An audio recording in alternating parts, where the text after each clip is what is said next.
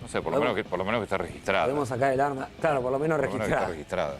Digo, para mí es con la normativa en mano. Sí, sí.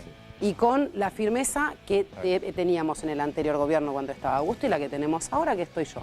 Digo, entonces, pasemos a otros estilos igual, mayormente efectivos. Una última pregunta.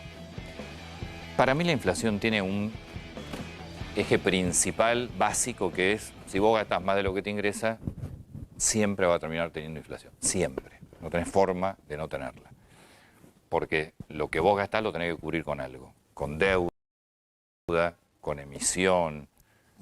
Dólares no te ingresan. Entonces, mi pregunta es la siguiente.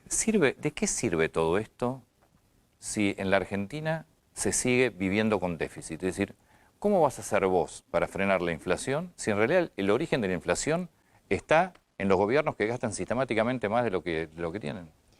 Pero es que me parece que lo importante también es saber en qué gastan. No es lo mismo. Los países en el mundo, la mayoría de los países, no digo en el 2020, tienen déficit.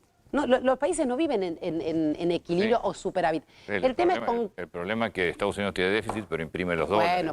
Bueno, no digo que no. La Argentina tiene déficit, pero no es déficit, es déficit de cuenta corriente, es decir, es para pagar sueldos, no es para producir. No, pero no es para producir, pero también ese mismo déficit, en esa misma cuenta, está la cuenta de no te ingresan los dólares para poder cancelar el déficit.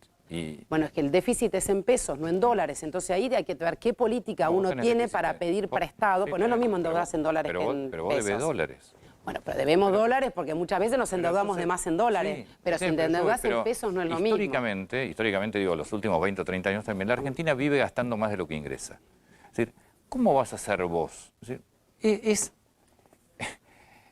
¿es realmente lógico que vos puedas lograr controlar precios mientras la Argentina gaste más que de lo que ingresa? Yo creo que no. No, pero justamente lo que, digamos, es un debate, podríamos estar hablando. Pero ¿qué haces con él? Porque una cosa es gastar más solo en sueldo y en gasto absolutamente corriente, pero dentro del gasto también está uno en construir caminos, en hacer infraestructura, y eso es parte del gasto. Entonces, sí, pero depende en qué gaste, no es lo mismo. Pero eso, en general, vos lo gastás tomando deuda de 30 años, pues son obras que en general se amortizan en 3 generaciones o 4. Entonces no utilizás recursos genuinos, sino te endeudas, pagás a 30 años porque la obra, digo, una ruta, subte, son obras públicas que van a... Entonces la pagan varias generaciones.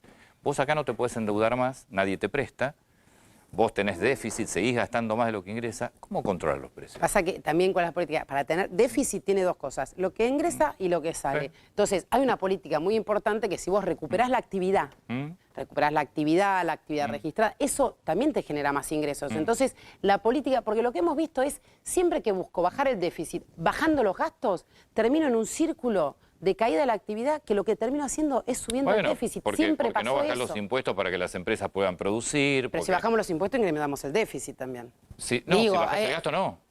Pero es que si bajás déficit, digo, si yo bajo impuestos y bajo gastos, no aumento el déficit. A ver, mi pregunta es muy clara, es todo el esfuerzo que vos podés hacer, todo. Si la Argentina como país sigue siempre gastando más de lo que tiene, ¿cuándo vas a parar la inflación? No existe, es imposible. Porque todo lo que vos gastás de más, no vos, ¿no? El Estado, el gobierno que lo administre, de algún lado lo tenés que sacar. Entonces vas a emitir, el fondo ya no te va a prestar, bonos no creo que te presten los impuestos. Entonces vas a emitir o vas a poner más impuestos. Entonces, eso es lo que no entiendo. Pero es que si vemos los picos inflacionarios que tuvimos nosotros, más que por el problema de no emitir, los tuvimos porque tenemos devaluaciones muy fuertes y están muy porque atadas gastás más de lo que te ingresa, Paula, es básico, como 2 más 2 es 4. Si vos vivís gastando más de lo que tenés, no hay forma que no tengas inflación. No hay forma.